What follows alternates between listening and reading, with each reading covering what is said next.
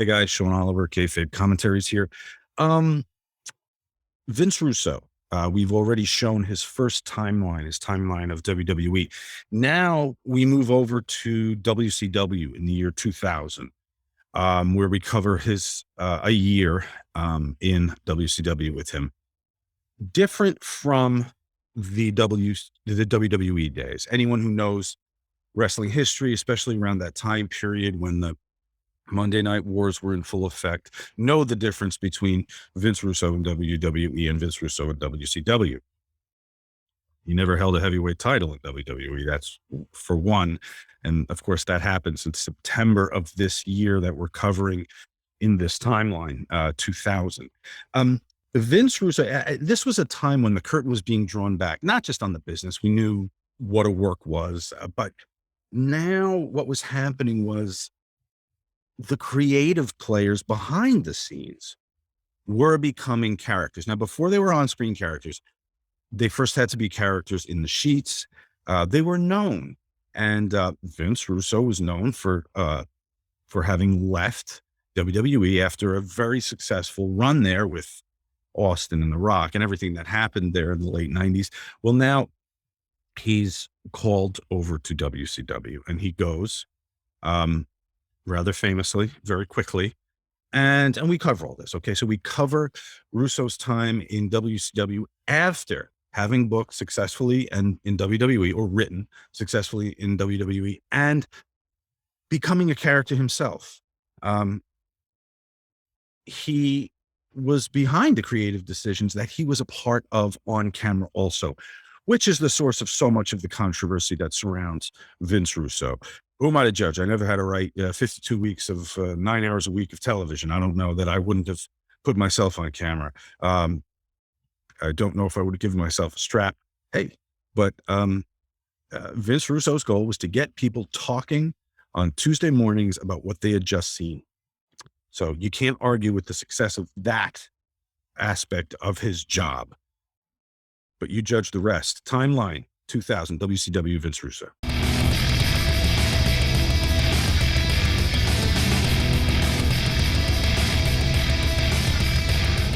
Well, let's begin with the idea of Booker becoming the champion. Okay, we had a creative meeting, and it was a full house that day. There was probably 8 to 10 people. Okay, and I remember, sitting there saying, if we would put the belt on anybody in the company, who would it be? Okay. Unanimous around the table, Booker T, which really pissed me off because, again, the frivolous lawsuits, did I say that word right? Frivolous lawsuits. Uh-huh.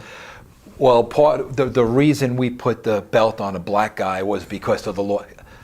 Everyone in that room, and I'm sitting there and I'm head of creative, and I'm like, then it's Booker T. What are we doing? It's Booker T. Okay. So now I write the pay-per-view, okay?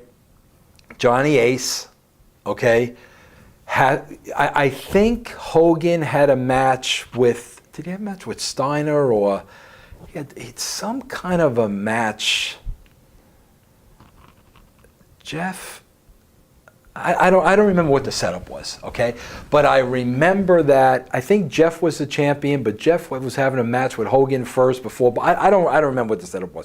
But anyway, I remember Hulk had a match, and he had a match against Jeff, and I knew in my mind Hogan was going to want to win the belt, okay? And I knew in my mind, everybody in that room agreed that Booker is going to be the champion. Booker is going to be the champion, okay? And my philosophy was, I don't care if Hulk Hogan looks like King Kong. I don't care if he puts Jeff in the hospital. I don't care if Steiner does a run and he puts Scott in the hospital. I don't care. All I care about is he's not leaving with the belt. That's all I care about. Whatever he's got to do, he can. We'll send 50 people out for him to kill. He's not leaving with the belt. Okay? So now I write the script. Johnny Ace has to present it to Hogan. Okay? Johnny Ace presents it to Hogan. Johnny Ace reports back to me. Hogan hates it. Okay, no problem. I say to myself, you're not winning the belt. So now I doubled the chaos. I mean, he was King Kong. He was going to slay the world. Okay? Johnny Ace presents it to him. I get a call back from Johnny Ace. Hogan read the script. He's good with it. We're good to go. This is Friday. It's pay-per-view Sunday. We're good to go. Okay, no problem. Everybody's happy. They have their match. Hulk kills everybody. We get to the end of Jarrett Booker. Okay? Walk into the pay-per-view that day. Okay? A couple of hours pass. Okay? Eric comes up to me. Vince, you've got to go in the trailer and talk to Hogan. He's not going to do the match. And I'm like, 2 days ago, I got a call from Johnny Ace that he agreed to do this match. What are you talking about? He's not going to do the match. Now, what I found out later through depositions and whatnot is very late on Friday, okay, Hogan's attorney sent a fax to the office, because remember, Hulk had creative control, sent a fax to the office after hours that Hogan wasn't going to do the match. So that fax comes into the office. Nobody's at the office to get the fax. So it was sent after hours. So now I'm like, what are you talking about? So now I've got to go into the trailer and talk to Hogan, and I get the old, this doesn't work for me, brother. Okay? So I'm like, okay, Hulk, what works for you? Okay? So his exact words to me were, well, brother, if this is real, if this were really real, this, that, and the other thing would happen, and again, he'd win the belt. Now, keep in mind, while he's pitching me, in my mind, I'm saying, you're not leaving with the belt, more than anything because of Booker. Booker. Everybody said Booker deserves this belt. Booker is leaving the building tonight with the belt. That's not changing, okay? So while he's pitching me his idea, I'm thinking on my feet, because I know I've got to counteract this. I've got to get him in that ring, but he can't win this belt, okay? So I said, I used his words back on him. I said, if this were real, you want to know how this thing would really work? And he goes, how? And I said, I'll tell you how this would really work. I come into your trailer, you tell me that, you're not going to do the job for Jeff Jarrett, and you want to go over in the match and you want to win the belt. Okay? From the trailer, if this were real, Hulk, now this is what would happen. I would go to Jeff and I would say, Jeff, I'm sorry. He doesn't want to do the job for you. We have to put him over. I said, Jeff Jarrett is going to be pissed. Jeff Jarrett is going to cut a promo. Jeff Jarrett's going to be inspired. So I said, and you know what I would do, Hulk? I would say, you know what, Jeff? You're right. Screw him. I said, lay down in the middle of the ring. Let him freaking cover you. 1, 2, 3. Let's stick it up his backside. Let him win the belt that way.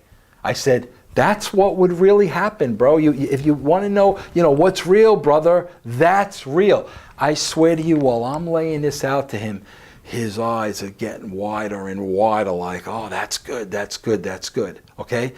So now here's the kicker. I say to him, Hulk, we do the thing with Jeff, okay? I said, now you and Eric have to leave the building in a huff, cutting a promo on me to all the boys in the back. That son of a bitch. You have to leave the building because I have to go back out to the ring later on, okay, and cut a scathing promo on you. If you're in the building, you'd come out and kill me. So as a shoot, you guys got to leave. I cut a scathing promo on you, telling you, screw you, take your belt, go home, the whole 9 yards, and booking the match with Jeff and Booker for the title. Hogan looks at me and he goes, yeah, brother. He goes, then I'd have one title and Booker would have the other title, and then we could do something with that. And I basically said, well, yeah, you know, we can figure that out because I just want to make tonight happen. I'm not, of course. I don't, you know, we could figure that out. The Eric, I'll get back to you. Yeah. No, well, I wasn't going to do that though. Really, I wanted to fix tonight, and then I could worry about what we were going to do. You know. We agree to do that. Okay, we agree to do that. I go out just as planned. I tell Jeff, bro, he don't want to do the job for you. Okay, Jeff, I never seen Jeff so mad in my freaking life. Okay, Jeff doesn't know it's a work. Right. Oh wow. He doesn't know. He's pissed. Jeff goes out there believing I'm laying down for. He thinks this is a shoot. So basically, Jeff goes out there, does it. Okay, Hogan and Bischoff leave. Okay, I'll never forget, man. I go in the back and there's Jimmy Hart. I'm playing this up. Jimmy, what did you want me to do, huh? He didn't want to do a job. Your boy, I'm playing this up. What you want me to do, Jimmy? What am I supposed to do, right? Sure enough, I go back, I cut the promo, rebook the match between Jeff and Booker. Booker leaves with the belt. Okay? From what I'm thinking, we're all on the same page. Okay? Now, after the match, okay, I'm getting all the comments of what everybody is saying on the internet. Okay? They bought into the angle, hook, line, and sinker. Russo finally put Hogan in his place. They bought this freaking thing, hook, line, and sinker. Okay? Now, here's where I made a mistake. Okay? When Hulk said to me, yeah, then I'll have a belt, Booker will have a belt. I said, yeah, we can discuss that later. I said to Hulk, I'll call you tomorrow. Okay? We had a show the next day.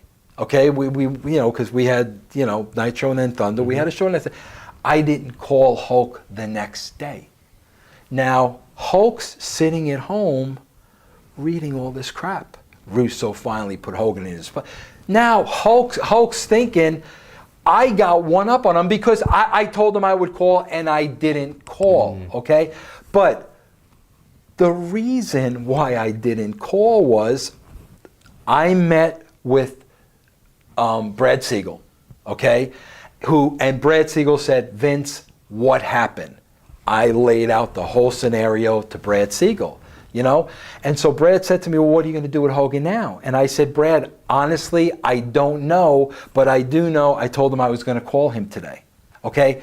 Brad Siegel told me at that point, Vince, don't call him. We can't afford to put Hulk on the show.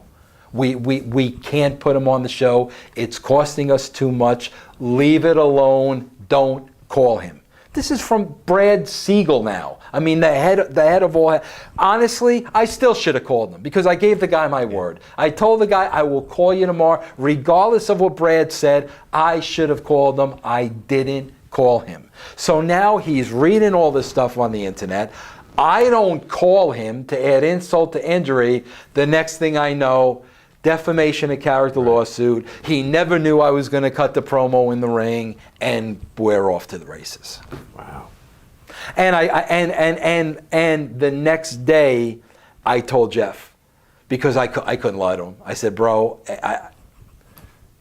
it was all work. Who told Jimmy Hart? I don't know. I don't know.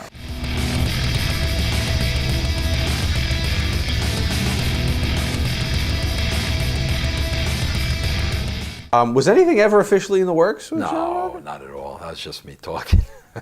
Yeah. All right. If it was scheduled to be a worked match, book it now. What happens? How do we get him in? Who goes over? That's really tough because, we were both hated. You know what I'm saying? I mean, they hated me. Everybody hated him. The only advantage I would have had probably was because I was from the island, and it was at the Nassau Coliseum. Well, if you do it in Nassau, you would have been the face. Exactly. But honestly, I don't know. If John Rocco would have called, I guess I would have had to figure it out. But I mean, I never thought that far ahead because I knew it was just... You mentioned Starrcade when you talk about Nassau. Was it ever supposed to be in Nassau, or were you just throwing out the fact that you wanted it in New York? Yeah, I think I was just throwing out the fact.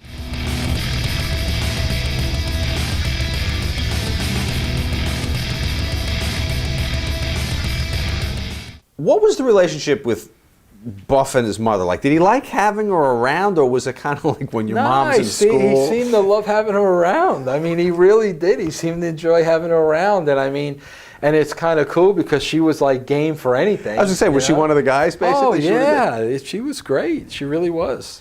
Once and for all, the allure of the on a pole match and why you booked them so frequently. We talked a little bit about this at the You Shoot Live, but we'll talk about it here. Anything sounds funny on a pole. It just cracks me up. I mean, if you're promoting a Viagra on a pole match, okay, and you're a mile-mannered wrestling fan at home, and you hear about this Viagra on a pole, how do you not tune in to see what that is? I mean, how do you not watch? If I'm putting Judy Bagwell on a pole, anything on a pole is freaking hysterical. I'm sorry. I remember Chief Jay Strongbow. Who did he fight in a shark cage? Remember that? No. Do you?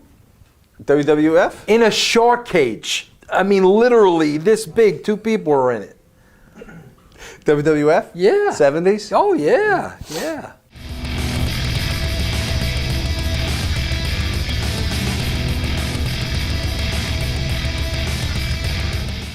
You know, again, it goes right back to what I've used in it as an example 5 times before, okay? I was the moron who put 3 belts on Lance Storm, okay? I was the... Why, like 10 years later, do you still cut promos on a guy that put 3 belts on you and no doubt about it, let's look at the history of your career, gave you, without a shadow of a doubt, the biggest push of your career, and you're going to go on your little blogs or whatever it is that you do and criticize me it's stuff like that. I mean, it really is that really wants to make myself just distance myself from that world and those people, because what is the logic of the guy that gave you the biggest break of your career, and then for years and years and years and years to criticize him and cut promos on him and tell the world how stupid he is? Well, what would it be? I honestly don't know. Again, never said anything to my face. Never picked up a phone to me. Never sent me an email. Never nothing to my face. What the frig did I ever do to you? Now, did he and maybe others like him expect more from you long term? Were they disappointed they didn't get more? Get a big, I don't know how you get more than 3 titles, but... I got to tell you something, and this hurt me, and it hurt me because it was true, and it hurt me because it did come from somebody that I respected, okay? When I got the concussions and I did everything in my power to stay home because I didn't want anything to do with this mess anymore, okay? I'll never forget that Kevin Nash made the statement to a friend of mine, and he basically said, Vince let us down, he let down the boys. And that hit me so hard because it was so true, and it did come from somebody I respected and I cared about. You know, see, like something like that, you know, like, you're right, man. I mean, you're absolutely 100% right. I did that. But for a guy like Lance Storm, where it comes, Hacksaw Jim Duggan, I mean, it's like, what could I possibly have done to you to deserve that kind of criticism for years and years and years and years? Especially when, if you really did have an issue, man to man, you would never say anything to my face. Kevin would have had no problem saying that to my face if I was there. Right. He would have had no problem saying that to me. And it's, I don't know. I honestly don't know.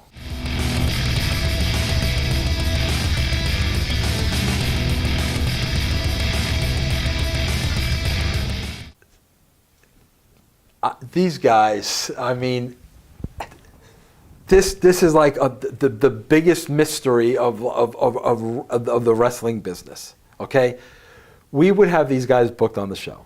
Again, from my point of view, I don't care that they can't work. They're freaking entertaining. Okay, just entertain the people at home. Okay.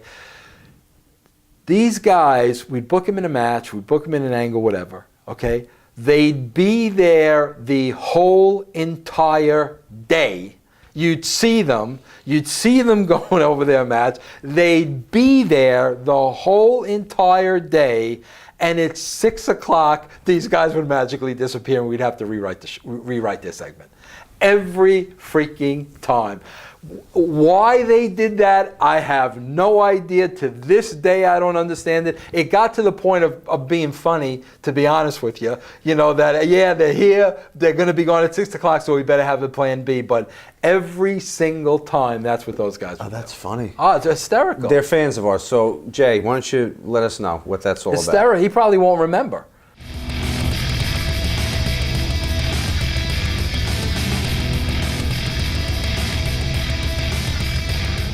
Do you think the return of Rick contributed to the rating? I'm not going to say it didn't, but you know what's so freaking hysterical to me? And again, let the historians go back and look this up, okay? And this is what's hysterical to me.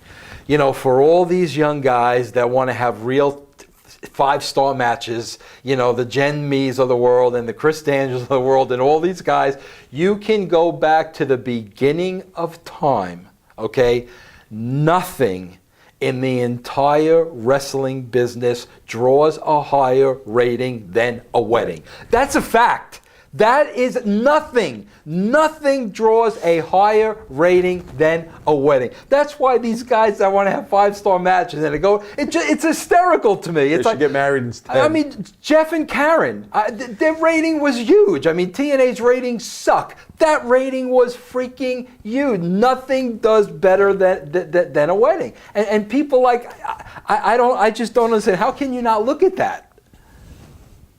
So I don't want to take anything away from Rick. I'm partial to the TNT wedding of Butcher Vachon and with Lou Albano singing. Oh yeah, there, classic. You know, this storyline with the DNA match. Remember this with when was it Buff and David have the DNA match to see who the father is, and why are angles like this dropped without conclusion? Well, because I wasn't around and they didn't know how to carry it out. But wouldn't you do something? Yeah, but they don't. Again, I'm going to say this, and I've said this a million times. There are writers and there are bookers. Okay, and that's why I take a great offense when anybody thinks they can write wrestling. You brought up the name before, and I'll tell you, to this day, I freaking crack up every time I go to a record store and I see a Bob Mole record. Every time, because I turn around to my son and I say, hey, maybe I should cut an album. I mean, this guy was booking wrestling. This guy was writing. Maybe I can cut an album. It's that disrespect that really pisses me off, and it's because they're bookers. They're not writers. They don't know what to do. So when they don't know what to do, they just bail out of the angle. Well, bring up Bob Mould. How does that even come to be? What? That a musician he was Bill Bush's friend. Oh, all right. He was Bill Bush's buddy. Okay. You know, and he hated my guts. Bob Mould did, because I was like, what is this guy doing here? I mean, seriously, what are you doing here? But again, it's like such a, to me, and again, it's my pet peeve, there is an art to freaking writing. When you look at the Attitude Era, that wasn't accidental. There was an art to that, and I'm not just talking about the writing. There was an art across the board. The writing, the performing, the math, I mean, everything. There is an art to that. Not everybody can do this, even though everybody thinks they can. Did Bob cut any of the tracks that the guys used for entrance music? No, he was. No one thought to use him in that capacity, though. Nope. That's shocking. You mentioned the Attitude Era. You won't even come back and do '98 for the WWE, because this is the last one. Okay, so it's not do that. Yeah. So tell us real quick, what was the original plan? For Flair the was the ending? father. Okay, Flair got Stacy. that's what I have here. Yes. It is rumored also that Flair was supposed to be the father, and then it was going to be revealed that he was also Stacy's father from a one-night stand in the 80s. I think that was discussed, yeah. That's Yeah, outrageous. Yeah.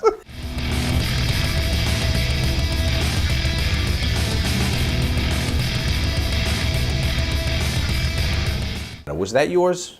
I think I was involved in that. I remember that vaguely.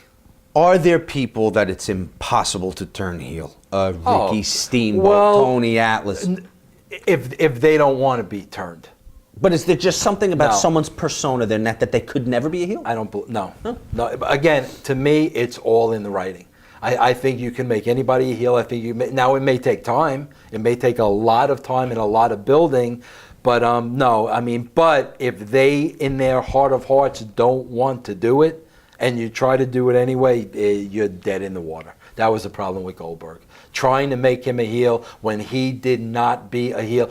Shame on me. I mean, I take full responsibility. I knew it wasn't in his heart. I knew he didn't want to do it. And when you make a performer do something they really don't believe in, dead. It's dead.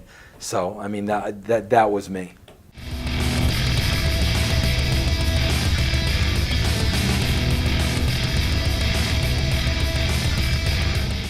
Step outside yourself for a minute. Why was Vince Russo the heavyweight champion? Well, a couple of reasons. You know what? See, this is like a good story. Nobody's like ever asked me about this before. They don't know the behind the scenes or anything like this before, which is really good. Okay, you know, again, my style of writing was always based upon unpredictability. Okay, first of all, I don't even know. I couldn't remember at all what the rating was, but it was a steel cage match between me and Booker T. Mm-hmm. I can guarantee you right now, it did a rating. I don't have it, but okay. I guarantee it did, because people are going to tune in to see that, because I'm not a wrestler, okay? And I'm in there with the champion who's going to kill me. I'm not a wrestler. I'm not going to go in there and try to do moves and be a wrestler. It's just a visual that I just really got to see, because this is going to be a train wreck. Okay, so it's going to draw a rating. Okay, so now number two is, okay, Booker T should, without a shadow of a doubt, kill this man. Okay, the unpredictability comes from Vince Russo leaves this cage the WCW champion. How did that happen? Number one, and okay, where are they going with this now? Think about this. If Booker beats me, okay, and Booker's still the champion, what's there to tune in and see next week? If Russo's the champion, where are they going with this? What is he going to say? Is there going to be a next opponent? There's a reason to tune in the following week. But with the concussions, why do you even care? Let me finish. Because I have pride. And that's my problem. I cared too much. It was a sinking ship. It was dead. Nobody gave a crap, and I cared. Shame on me. Mm-hmm. So now the question is, okay, how does he get killed and win the match? Okay, because that's what's got to happen. I'm not going to beat Booker. He's going to kill me. But how am I going to get killed and win the match? Well, now here comes Bill Goldberg. Okay, Booker easily has the match won. Okay, goes to open the door to walk out. Bill Goldberg wants a piece of me. Sees his opportunity. Here he comes. Okay, Goldberg's got me. As Booker's got this thing win, not even looking back. Goldberg spears me through the cage. I hit the floor a second before Booker T walks out. You gotta be freaking. If I'm not a mark, and I'm not an internet writer, and I don't have blogs, and I'm just a regular fan that hates this New Yorker, I'm sitting at home saying, you gotta be freaking kidding me. Okay? Now, I'm not gonna accuse anybody of anything. I'm not gonna point fingers at anybody, okay? But at this point, I had my concussion with Flair, okay? There were 2 times when I got my bell rang in the ring again after my situation with Flair, 2 times, okay? And I'm not going to say who, because it could have been accidental, who knows? But twice I got my bell rang.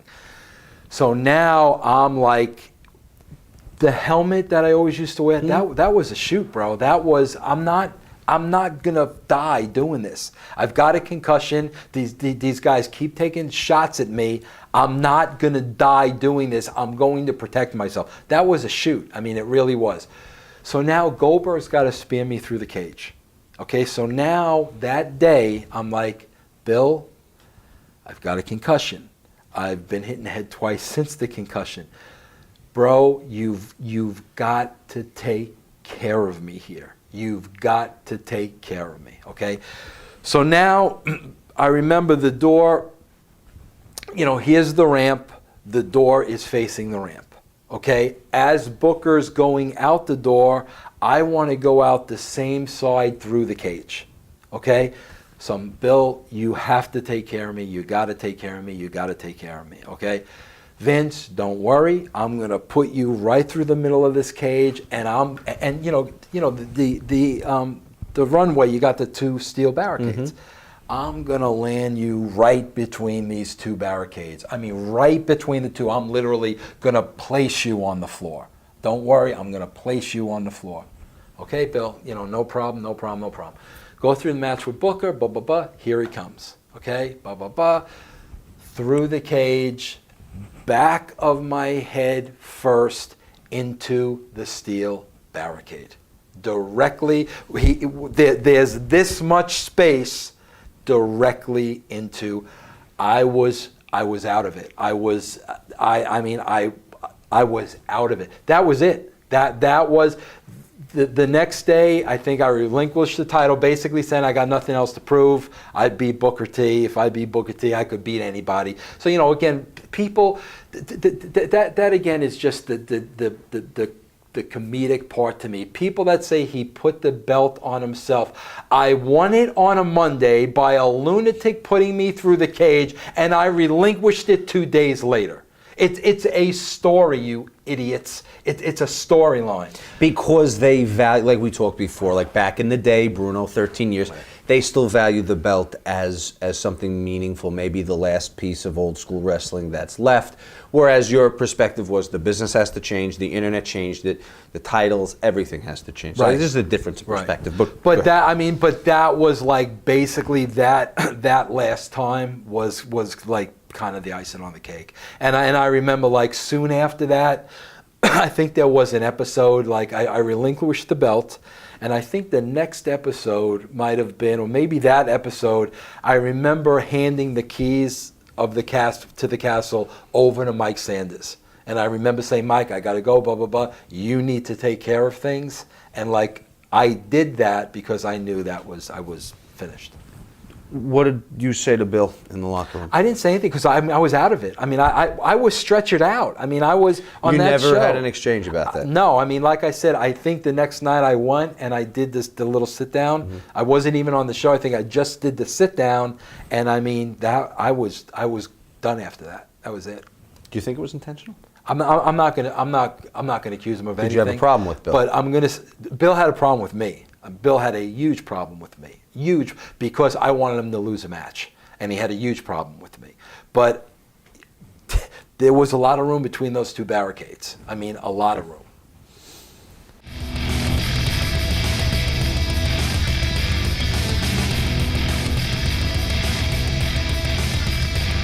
Let me tell you a great story about October 7th, okay? Mm-hmm. I had, the Goldberg thing stuff passed.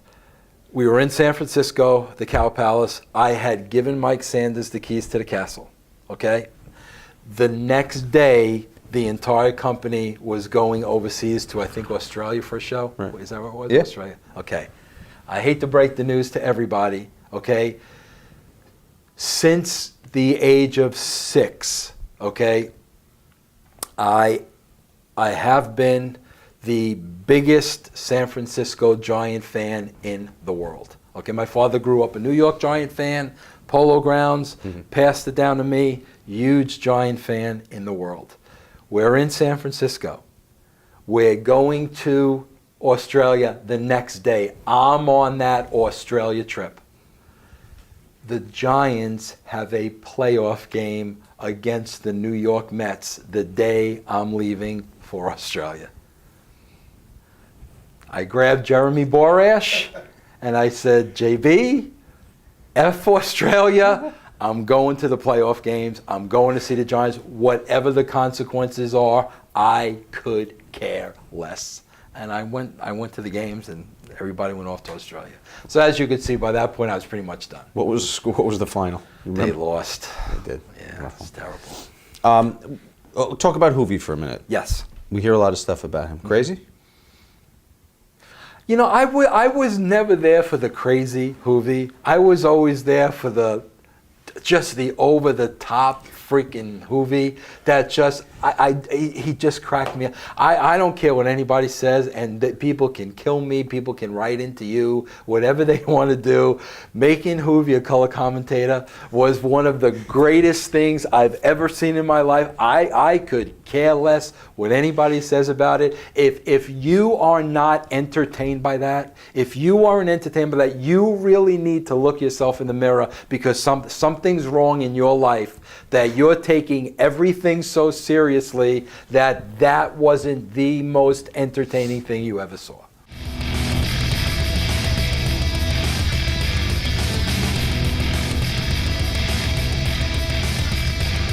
There was no tension between me and Brad. At all. Because, legitimately now, I legitimately had to go to a head specialist who legitimately gave me all these freaking concussion tests. But he didn't know that you were just done with it anyway, and it wasn't in your guts. Brad Siegel. He probably did, but there were no exchanges between me and Brad at all. I just said, Brad, I got a doctor's report right here. I can't do anything stressful. It's too stressful for me to go to the building.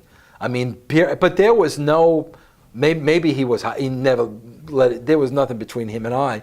But Brad Siegel was a Terry Taylor guy, okay? Eric Bischoff was a Brad Siegel guy. Johnny Ace was an Eric Bischoff guy. So gotcha. It's not hard to figure out. How'd they do? I have no idea. Okay. You're not watching. You're not doing anything at this point, right? You are out of the picture. Mm-hmm. Okay. I swear to God, and I hate saying this, but it's the God honest truth. My biggest concern was literally when the paycheck would come in the mail. The day it would come, I would be out by my mailbox waiting for my check. Because at that point, that's all that mattered to me. That are they going to somehow, some way, pull the plug on my check this week? So how long were you guaranteed? I was guaranteed 2 years. See, that's what people don't understand. The folklore of Vince Russo killed WCW. Okay, first of all, when I went there and I signed with WCW, they wanted me to sign a 3-year deal. Guaranteed, and I was like, no way. If you get 2 years out of me, good. At that point, I knew I was done with wrestling. I knew I was done. I said 2 years, that's it. What people don't understand is I had a 2-year contract. I literally worked for 9 months out of the 2 years. 9 months is when that's all that I worked. I wasn't there at the end. I wasn't there for 15 months or 13 months of I was there for 9 months out of 2 years. So again, how I did, all the damage I did to that company in 9 months is just, wow, that's pretty impressive.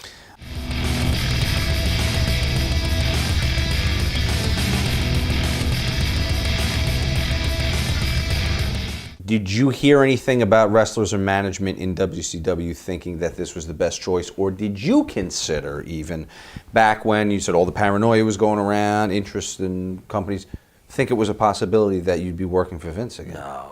No. At that point, I didn't ever think I was going to be working in wrestling again. I did not think I was going to be working in wrestling again. The only reason I went back to wrestling was because Jeff was starting his own company. That I don't think Right. anything else could have got me back in wrestling.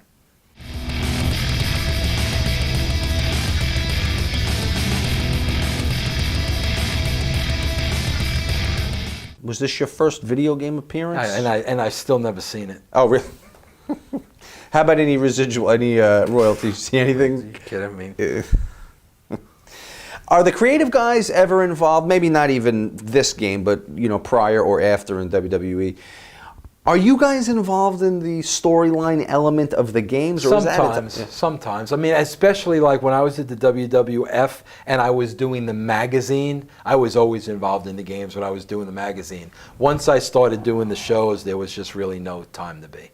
When I was doing the magazine, I used to write the trading cards. I used to do all that stuff. But once I became involved in TV, there was just no time.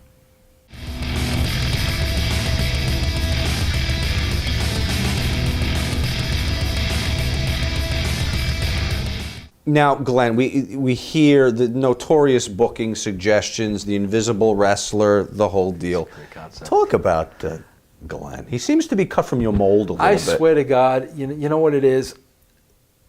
People, I'd say 99.9% of people in the wrestling business are so freaking uptight. It's like they got a big cork shoved straight up their butt. I'm not kidding you. I mean, they are so wound so tightly that when somebody like Glenn comes along, who just doesn't care, his number one priority is to entertain you behind the scenes. His number one priority is to entertain you and make you laugh and put a smile on your face, could care less about the politics, could care less about, am I going over, am I doing the job, and I mean, is literally there 100% to have a good time.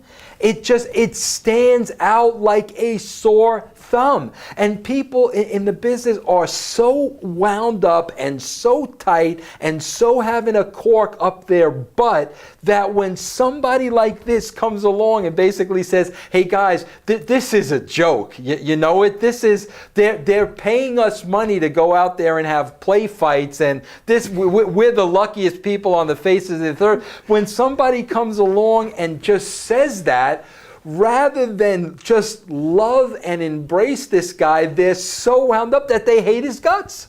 They literally, and I think they hate his guts, honestly, because subconsciously, I think they want to be like that. I think they want to not have a worry in the world and not want to play the political game and just enjoy what they're doing. I think they, deep down inside, want to be Glenn, but like they can't because they're just so wrapped up in this freaking fake, ridiculous world that nothing's funny to them. Or clinging to the reality of it that we talked about. Like imagine Bruno wrestling an invisible wrestler. It couldn't work.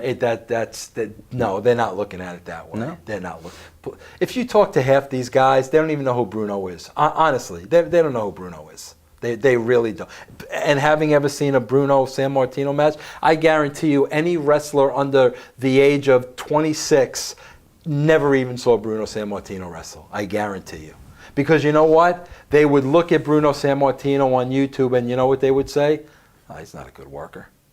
That's what they would say. Because it was the arm drag, the bear hug, the punch, the kick. That's what they would say. He's not a good worker. Why would I watch him? Right. Well, you'd watch him if you wanted to make money in your career. That's why you'd watch him. If you don't want to make money and you want Dave Meltzer to put you over, then don't watch him.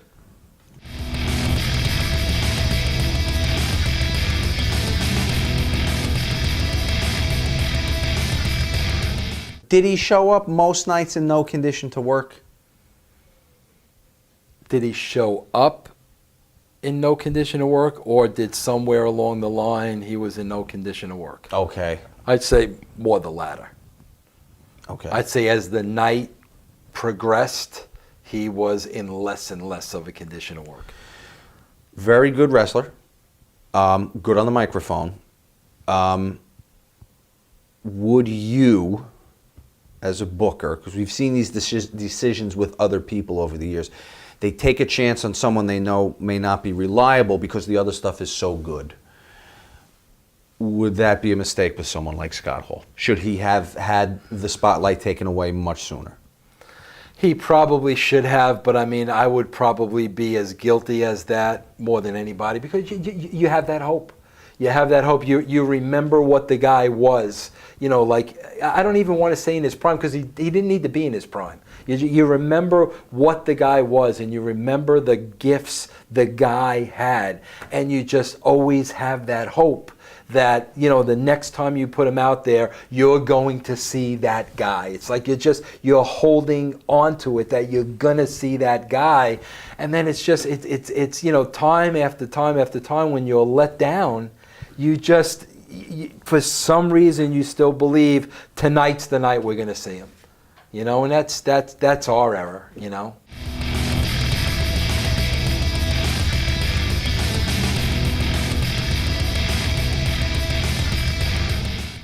I'm glad you brought that up, because that's another, and you know, this has kind of been settled, and I'm really, really, really glad about that, you know. But when I was in my early, you know, writing days at WCW, okay, and you can call me naive, you can call me, one thing in my career that, like, I've always had a problem with, and it's funny that you mentioned Scott Hall, okay? I've never drank, I've never done drugs, I've never done anything like that in my entire life, never, okay? So when it appears that a wrestler, you know, may be under some kind of an influence, I never accuse a wrestler of that, because I've never done it. So if I've never done it, how could I say, oh, you're screwed up on pills? I don't know what it's like to be screwed up on pills. I've had too much to drink maybe twice in my life, and I was in my fraternity at 22 years old. I don't know if somebody's drunk. I mean, I don't know. So, like, I'm always like the stupid idiot where somebody's on something and I'm like, nah, nah, because I don't know what it is to be on, you know, what are they, Valium, and I don't know, you know. So a lot of times in the early booking meetings, there was a big rumble, okay, coming at me, because I was the head of creative, to get rid of Bobby Heenan. Okay? Now, again, you can relate to this. Who's the Bobby Heenan I know? The Bobby Heenan I know is the guy running around in a weasel suit, the guy cutting the best promos in the freaking world, the guy wearing a ridiculous, ugly blue tuxedo. That's Bobby Heenan on TNT. I mean, no, we're not getting rid of Bobby Heenan. And Vince, can't you see when he's on the air that, you know, something's off? No, that's Bobby's not going anywhere. That's Bobby. It was the same thing with Hogan, the same thing with Flair, same thing with Savage. No, that's Bobby freaking Heenan. No. So now Brad wants to do everything by committee. I go home. Okay? The next week, okay, Bobby Heenan is replaced by Madden. I'm at home. I don't even know a change is made. Do you know how many years Bobby Heenan went on accusing me of getting him fired? And I was, again, it's like, where do you get this information? I was the sole one in that room just outright saying no. There wasn't even a debate. We're not even going to discuss this. No. Again, go back and look at when you were replaced. See if I was anywhere in the vicinity of the company. And I mean, for years and years and years, Bobby would, and I got to tell you, again, like, those are the things that broke my freaking heart, because it was like I would do everything I can to protect you from yourself. to protect you, and at the end of the day, to be accused of it because maybe the person who did it is telling you Vince did it, and you never confronting me. But it was one of those things where, and again, I thank Tenay because Mike Tenay and Bobby are very, very, very close. And I mean, a couple of years ago, Bobby came to one of our pay-per-views, and I said, Mike, please, tell Bobby I just want to come over and I want to say hello. So, I went over and I said hello, and he was very, gracious and everything. But, again, it's just, it's stuff like that. The same thing with Madden. It was, do you know how many years this guy rags on me and cuts once I came back and Madden was on the air, I was one of his biggest supporters. He's our announcer. I had a great relationship with Madden. We never exchanged words. We never did anything. 10 years later, you're writing about me in columns that I don't know anything and I'm a piece of crap. It's like, I don't understand it.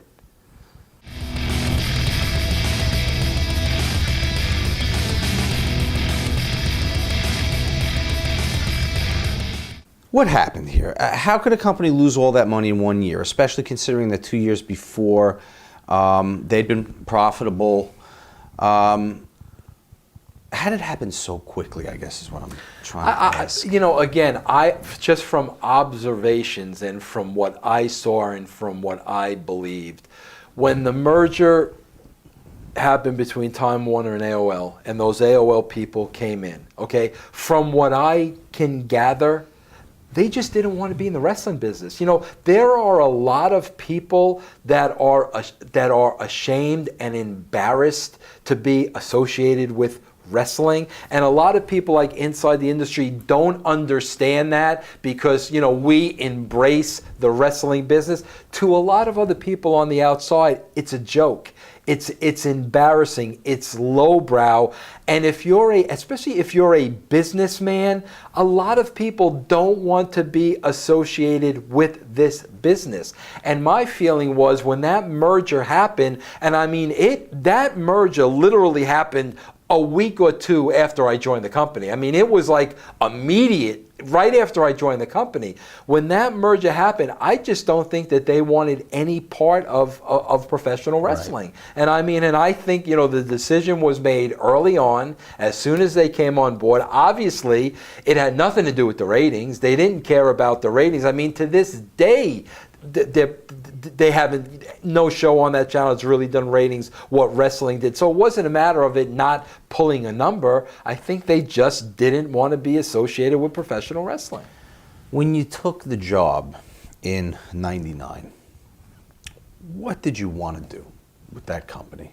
What did you think you could do with that? When I took the job, basically, in my heart of hearts, okay, I felt like we absolutely peaked at the WWF. I honestly felt in my heart of hearts, we can't go any higher. We've peaked this. No matter what we do, we're not going any higher. I honestly believe that. And I remember telling Vince McMahon when I left, Vince, you've got an entire year to ride this wave. You can carry this momentum for the next year. The rating is going to maintain itself for a year. Okay, I am a challenge guy.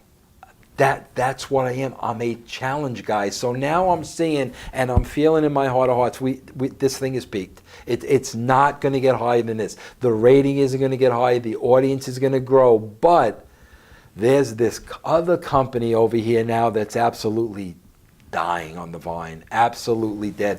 And I saw so much potential in the younger guys. And I knew the guys that were being underutilized. And I saw that whole brand of the, Benoit and Guerrero and Jericho. And all those guys that weren't being used. And to me, that was such a great challenge. And I looked at it like, if I could take that situation and do there what I did here, it would, it would it would fill that challenge in me that I always had. So I mean that's really what it was all about, just trying to take that and repeat it. And I'll tell you what another thing was too, was I was sick and tired of hearing about Vince McMahon getting all the freaking credit. And I was sick and tired about hearing the crap about he would edit my shows and he was my filter, because that was all BS. Every single bit of it was BS. I would write a show, I would give it to Vince. What Vince's genius was, is he would take every show and he would find the smallest little things to make it better. There was no editing, there was no changing angles, there was no changing dialogue. He would just find the smallest little tweak and make it better, and it would blow me away. I'd be like, how can you see that? But as far as him being my editor and being my filter, I got sick and tired of hearing that. So there was also the idea of, you got a challenge over here, and you know what?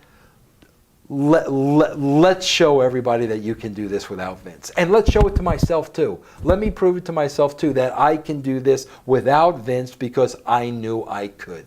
It had nothing to do with money. It was just really, personal, the challenge, and wanting to do it on my own. Were you underpaid in WWE? No. Vince, I never had to ask Vince for a raise. I mean, this is a true story. I was in an elevator once with Vince McMahon. I mean, we weren't together. He was going up and I got in on the floor, whatever, and we're going up in the elevator together, and he goes, Vince, he goes, business has been good lately. And he just took out an envelope and he gave it to me. And I'm like, oh, thanks, Vince. He got off. I didn't even get off with him, and then I got off. And of course, when I got in my office, I opened up the envelope. There was a check in the envelope, 5 figures, that he gave to me on an elevator, that he did not have to. I would have never asked. I mean, just business was doing that well that he was like, you've earned this. And I mean, that just blew me away. And a lot of people say a lot of things about Vince, but it was just stuff like that. When you got to see like that side of him, I mean, it was really special. Did he harbor resentment for the way you left?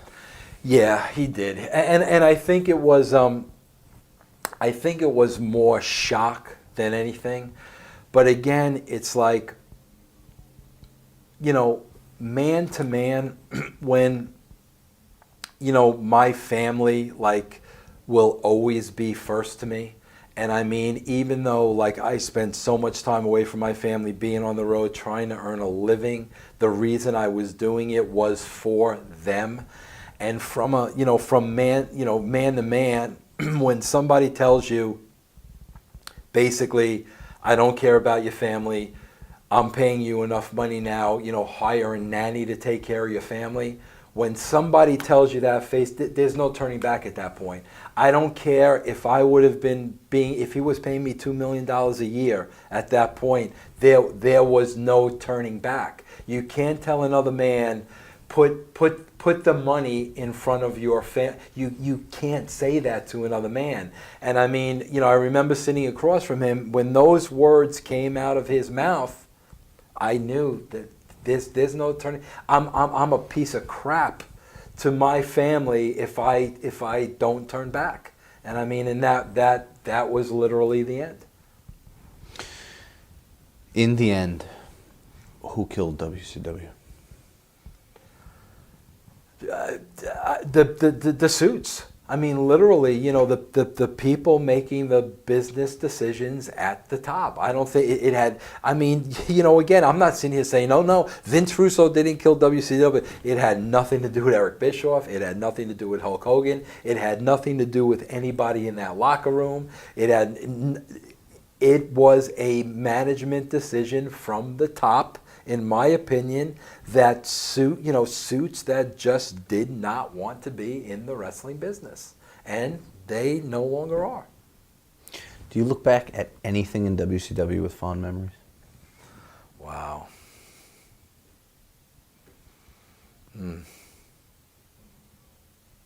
It doesn't sound like it. I mean, WWF, yes, probably, Yeah. of course, but I'd really have to stretch to think of something. do you think that's become your legacy even more than all the stuff you did in the Attitude Era for Well, yeah, because WWF? people want to make that my legacy. People want to make my legacy that I failed. Because, at the end of the day, the people with the biggest mouths and the biggest keyboard and the pen with the most ink, at the end of the day, I changed their beloved business. How dare me? Okay, rather than look at it at a rational point of view as, okay, he changed our beloved business and how many people were watching and what kind of exposure did we get and how many countries was it in and how many millions of people were watching on Monday night? No, I changed the beloved business. Well, they kind of changed it first True. by drawing the curtain Right, back so absolutely much. true. And I thank you for drawing the curtain back with us even further. Thank you. Can't kill kayfabe any more than it's been killed, so what the hell, right? Thank you for watching.